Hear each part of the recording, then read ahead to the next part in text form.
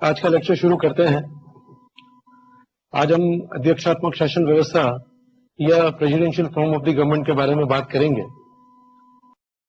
हमारा जो पिछला लेक्चर था वो संसदीय शासन व्यवस्था के ऊपर था और कार्यपालिका और व्यवस्थापिका के संबंधों के आधार पर, जैसा हमने पहले भी बात की थी और पुनः मैं आपको बताने जा रहा हूं कि कार्यपालिका और व्यवस्थापिका के संबंधों के आधार पर सरकार के दो रूप हैं।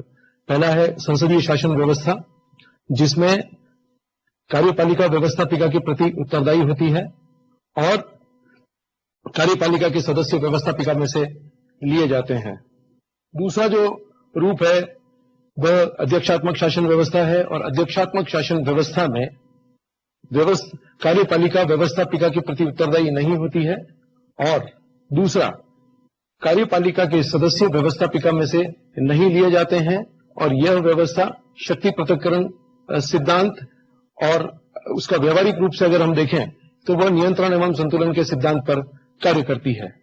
अगर हम आगे बढ़ते हैं और देखते हैं कि परिभाषा अध्यक्षात्मक शासन व्यवस्था की देखेंगे, उसके पहले हम ये देखेंगे आज के लर्निंग ऑब्जेक्टिव्स क्या हैं, या हमारा जो लेक्चर है या हमारा व्याख्यान है वो किन किन आधार पर बटा हुआ रहेगा और किन किन चीजों को आज हम डिस्कस करने वाले हैं। तो लर्निंग ऑब्जेक्टिव्स में हम देख लेते हैं। सबसे पहले देखेंगे कि definition of the presidential system हम देख रहे हैं। उसके बाद में हम देखेंगे कि key features to understand the key features of the presidential system.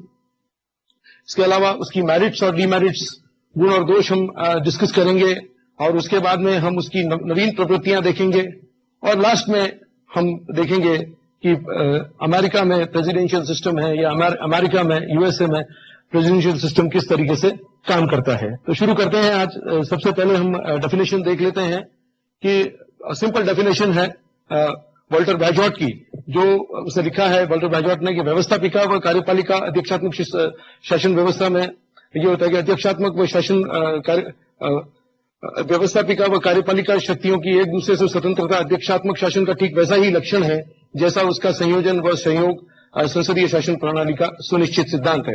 कहने का मतलब यह है कि व्यवस्थापिका और कार्यपालिका शक्तियां एक दूसरे से पृथक रहती हैं अध्यक्षात्मक शासन व्यवस्था में और संसदीय शासन व्यवस्था में उसका संयोजन हमको देखने को मिलता है।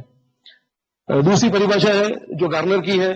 गार्नर लिखते हैं कि अध्यक्षात्मक सरकार वह होती है जिसमें कार्यपालिका अर्थात राज्य का अध्यक्ष तथा उसके मंत्री अपने कार्यकाल के बारे में संविधान की दृष्टि से विधानमंडल से स्वतंत्र होते हैं और अपनी राजनीतिक नीतियों के बारे में भी उसके प्रति उत्तरदायी होते हैं।